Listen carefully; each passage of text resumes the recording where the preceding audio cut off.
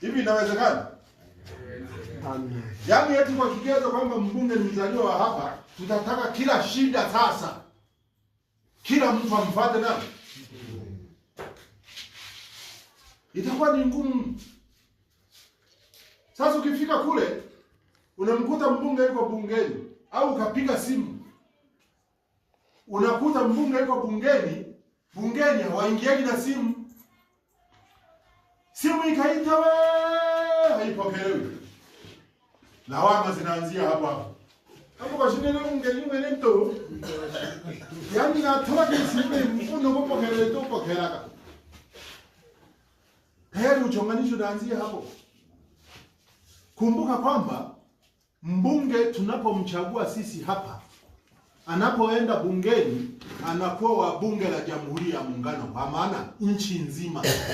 Wakati mwingine atafanya kazi hata kama sio za bunge za jimbo hili, atafanya kazi mpaka kwenye majimbo mengine. Fikiria kuna kamati waga zinaundwa kule. Anapokuwa kwenye kamati, wakati mwingine wanaenda mpaka kukagua miradi. Utamkuta yuko Iringa anakagua miradi ambayo inahusiana na kamati yake aliyoingia. Na wewe huko umeng'ang'ana na kasimu kako, unatafuta 5,000 upate nauli ya kwenda Masumbu. Itawezekana? Tutofautishe ni shida ipi inamhusu mwenyekiti wa kijiji, shida ipi inamhusu diwani, na shida ipi inamhusu mbunge. Kwenye shida anazohusika mbunge moja kwa moja, sio lazima uone na yeye. Mmenielewa jamani? Na sio lazima umpigie simu yeye. Kwa sababu mbunge wetu Masasi alipoingia, alitangazia viongozi wanaomsaidia. Si ndio Ya nini unahangaika na mbunge? Kama sio kutafuta maneno. Nege ngewa wakaya. Uma ilege shimba yaka hedi nanga kakuje. CCM ana ofisi zake. Kila tarafa ana ofisi.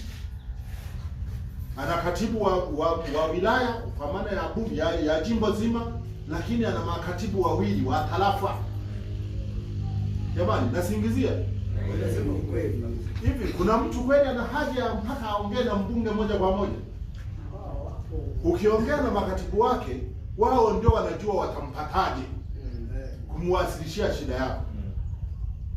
Lakini zipo shida zingine mwenyekiti wa kijiji anaweza kazimaliza, tena zingine mwenyekiti wa kitongoji kama huyu hapo kimpelekea anafanyaje? Anamaliza. Tuna mtandao mkubwa wa viongozi. Unakuta mbunge analaumiwa au diwani analaumiwa kwa changamoto ambayo mwenyekiti wa kitongoji ilikuwa inamhusu. Ndio maana baadhi ya mambo yanakata shida kutatulika. Niwaombe ndugu zangu jumuiya ya wazazi,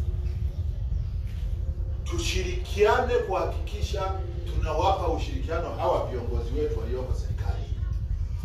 Watimize wajibu wao wa kuhudumia Watanzania. Tujitenge na malalamiko yasiyo ya lazima. Tuwe sehemu ya suluhu na sehemu ya watu wanaowakingia kifua viongozi wetu hawa. Hawa tumewatuma sisi. Wakionekana wabovu, maana yake Chama cha Mapinduzi ni kibovu. Uongo kweli?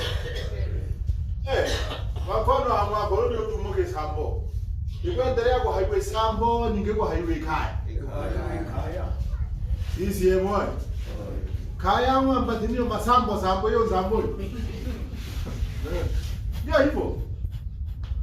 Tabia zote mbaya, mtu akihusika na tabia mbaya, huwa kazi mzuri yeye mwenyewe peke yake, ni familia nzima. Kama honi hayo honi kabisa kilekana kwa kaya honi yani hata kama kuna wadogo zake au watoto wa shangazi wa mjomba wa nini, anaweza kuwafanya kawa siolewe.